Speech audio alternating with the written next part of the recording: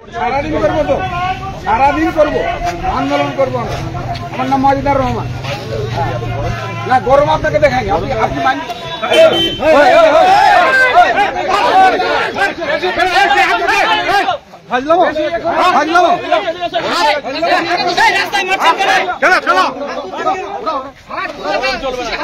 যে দৃশ্য দিয়ে আজকে আমি ভিডিওটা শুরু করলাম সেই দৃশ্যটা আপনারা ইতিমধ্যেই অনেকে দেখেছেন।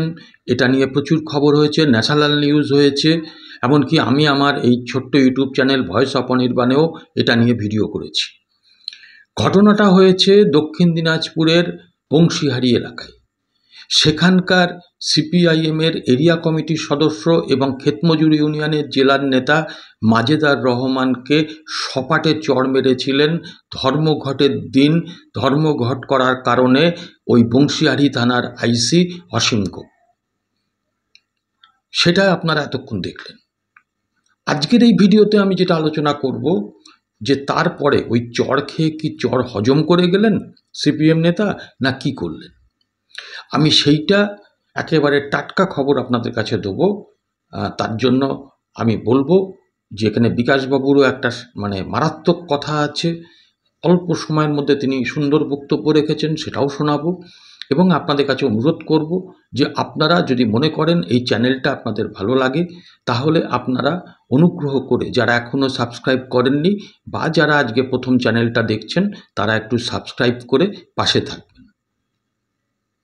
আপনাদের মতামত আপনারা কমেন্ট সেকশানে লিখবেন, আমি আপনাদের মতামত থেকে অনেক কিছু শিখি।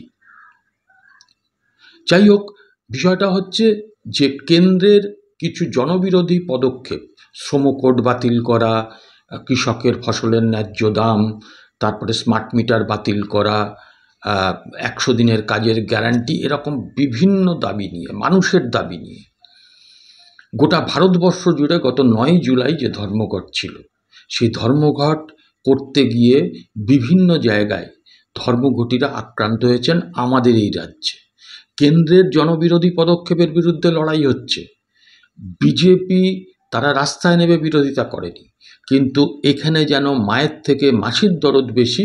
তৃণমূলের পুলিশ বাহিনী, কোথাও কোথাও গুন্ডা বাহিনী এই সিপিআইএম বা বাম কর্মীদের ওপরে আক্রমণ করে এবং অনেক ক্ষেত্রে তাদেরকে শারীরিক নির্যাতন করা হয় এবং পার্টির পতাকা মাটিতে ফেলে পা দিয়ে দলা হয়েছে।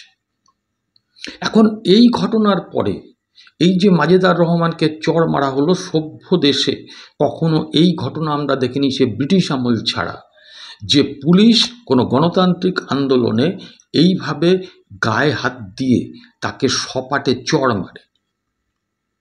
যে পুলিশ ডিএর প্রাপ্যটুকু পায় না, যে পুলিশ অনুব্রত মার্কা তৃণমূল নেতাদের কাছ থেকে গালি খায়, তাদের মা তাদের বাড়ির স্ত্রীকে ধরে খিস্তি দেয়, গালি দেয় যে তৃণমূল নেতা অনুব্রত মণ্ডল, তখন এরা চুপ থাকে। যখন রাজ্যের মুখ্যমন্ত্রী কোনো এক বইমেলায় দাঁড়িয়ে পুলিশকে বলে আপনাদের ধরে চাপকাতে হয়, তখন পুলিশ মাথা নিচু করে থাকে। যখন তৃণমূলীরা থানায় গিয়ে আন্দোলন করে তখন পুলিশ মাথার টুপিটা খুলে ফাইল দিয়ে মাথাটা ঢেকে টেবিলের তলায় লুকিয়ে পড়েন। কোনো কোনো ক্ষেত্রে, যেমন আরজি করের ক্ষেত্রে আমরা দেখেছি, যখন গুন্ডারা গিয়ে আরজি কর ভাঙচুর শুরু করলো 14ই আগস্ট গত বছর রাতে, তখন এই পুলিশ নিজেদের বাঁচাতে ওপরের নার্সদের ঘরে গিয়ে আশ্রয় নিয়েছিল। তো সেই পুলিশ আজকে দলদাসের মতন, সব পুলিশ খারাপ নয়, আবারও বলছি, কিন্তু এই ওপরতলা তো একেবারে দলদাস, কিন্তু নিচুতলার সব পুলিশ কর্মী খারাপ না হলেও কিছু কিছু এই রকম অসীম গোপ মার্কা পুলিশ আধিকারিক আছেন এই বংশীহারি থানার আইসি অসীম গোপের মতন, যারা দলদাসের কাজ করেন, যারা শাসক দলের নেতাদের সঙ্গে নেক্সাস চালান বলে অভিযোগ। আজকে এই পুলিশের ব্যাপারে চড় খাওয়ার পরে গতকাল ওই মাজেদার রহমান তিনি এসেছিলেন হাইকোর্টে, ওই পুলিশ অফিসার অসীম গোপের বিরুদ্ধে তিনি মামলা দায়ের করেছেন। আর মামলা লড়ছেন বিকাশ রঞ্জন ভট্টাচার্যের নেতৃত্বে এক ঝাঁক আইনজীবী। এবং গতকাল তিনি যখন হাইকোর্টে আসেন, মামলাটা রুজু করেন, তখন তাকে হাইকোর্ট চত্বরে প্রকাশ্যে মালা দিয়ে বরণ করেন প্রখ্যাত হাইকোর্ট এবং সুপ্রিম কোর্টের আইনজীবী বিকাশ রঞ্জন ভট্টাচার্য। অন্যান্য আইনজীবীরা কেউ তাকে প্লেস্তবক দেন, কেউ তাকে গাছ উপহার দেন। এবং বিকাশ রঞ্জন ভট্টাচার্য ওই মাজেদার রহমানকে পাশে দাঁড় করিয়ে তিনি কিন্তু এই ব্যাপারে প্রকৃত বিচারটা তুলে আনবেন। ওই পুলিশ অফিসারের কি হাল হয় এটা আমরাও দেখার জন্য অপেক্ষা করছি।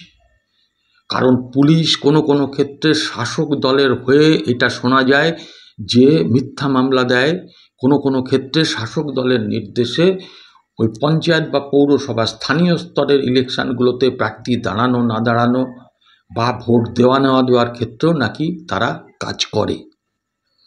তো এই পুলিশের বিরুদ্ধে দাঁড়িয়ে এই পুলিশ এবং গুন্ডারা যদি একটা চড় মারে তাদেরকে কি করতে হবে সেটা বিকাশ ভট্টাচার্য বলেছেন। এবং এই তাঁর নেতৃত্বে যে আইনি লড়াই হবে, এই পুলিশ কোথায় যায়, এই অসীম গোপ তার কী পরিণতি হয় সেটা আমরা দেখব। আমি কথা বাড়াচ্ছি না, আপনারা বিকাশ ভট্টাচার্যের সেই বক্তব্যটা শুনুন এবং তারপরে আমি আরেকজনের বক্তব্য শোনাবো। আগে শুনে নিন বিকাশ রঞ্জন ভট্টাচার্যের স্বল্প দৈর্ঘ্যের বক্তব্যটা।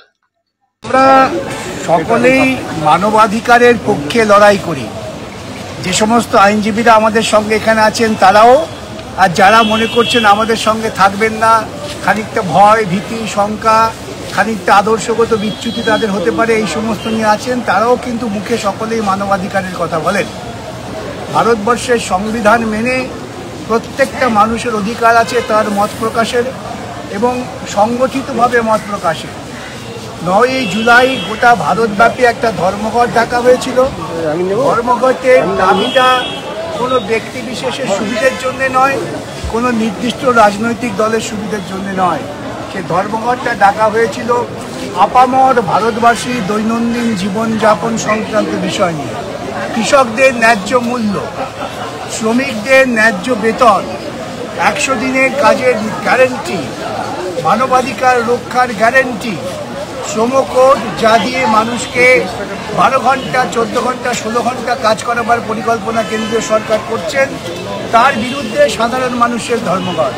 সেই ধর্মঘটে প্রচার করতে নেমেছিলেন আমার কমরেড মিজানুর রহমান, মাজেদার রহমান, এই নামগুলো ভুলা ক্ষমা করে দেবেন। তিনি যখন রাস্তায় ধর্মঘটের প্রচার করতে এসছেন তখন পুলিশ ইন্সপেক্টর তিনি সরাসরি তাকে একটা থাপ্পড় মারেন। এই অধিকার পুলিশ ইন্সপেক্টরকে কে দিয়েছে আমরা জানি না, তবে এই রাজ্যের মুখ্যমন্ত্রী তিনি গুন্ডা নিয়ন্ত্রণ করেন, এটা তার নির্দিষ্ট আদর্শ। তিনি হয়তো এইরকম কিছু গুন্ডাকে এই পুলিশ বাহিনীতে ঢুকিয়েছেন যারা এই গুন্ডামি করছে। আমরা ইতিপূর্বে বহু আন্দোলন করেছি, বহু গ্রেপ্তার হয়েছে, বহু ধাক্কাধাক্কি হয়েছে, কিন্তু কখনো পুলিশ অফিসার এরকম স্পর্ধা দেখাননি যে কোনো একজন আন্দোলনকারীকে তাকে ধরে রাস্তার উপর থাপ্পড় মারবেন। এই যে বেআইনি কাজ, মানবাধিকার লঙ্ঘন, তার বিরুদ্ধে আমার আইনজীবী অনুজ বন্ধুরা আদালতে মামলা করেছেন। সেই মামলায় আমরা আমাদের আইনি অধিকার প্রতিষ্ঠা করব, কিন্তু আইনি অধিকারের থেকেও বড় হচ্ছে রাস্তার আন্দোলনের অধিকার। তাই আজকে আমরা ওকে সম্বর্ধনা জানাচ্ছি। ভয় পেয়ে নয়, মুখোমুখি চোখে চোখ রেখে লড়াই হবে। আগামী দিনে এইরকম থাপ্পড়ের পরিবর্তে 100 থাপ্পড়ে প্রত্যুত্তরের জন্য সমস্ত পুলিশ বাহিনী বা গুন্ডা বাহিনী প্রস্তুত থাকে।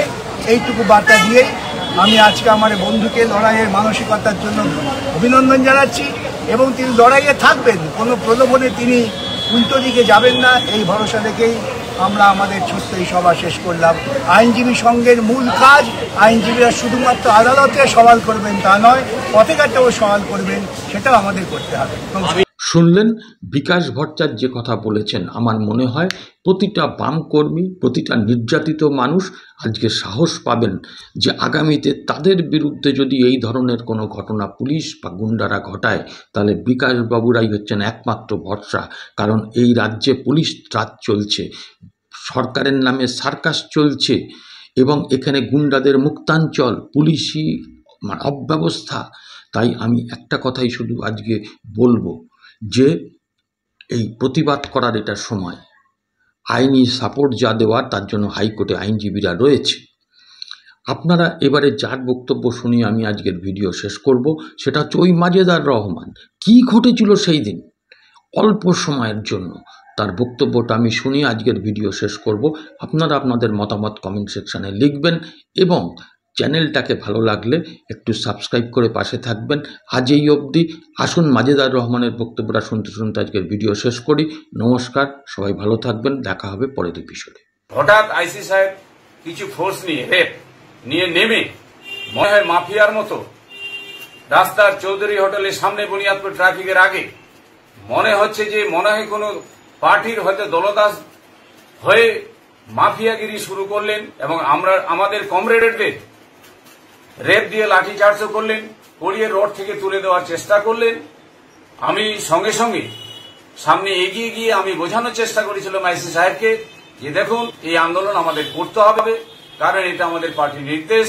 আমরা সকাল থেকে কোনো অশালীন আচরণ কোনো গাড়িওয়ালার সঙ্গে আমরা করিনি। জানি না কয়েক সেকেন্ডের ব্যাপার, মিনিটেরও ব্যাপার নয়, কিন্তু কথোপকথন করতে আমাকে জিজ্ঞাসা করলো আপনার নাম কি। আমি আমার নামটা বলার সঙ্গে সঙ্গে জানি না কয়েক সেকেন্ডের মধ্যে আমার গালে চড় মেরে দিই।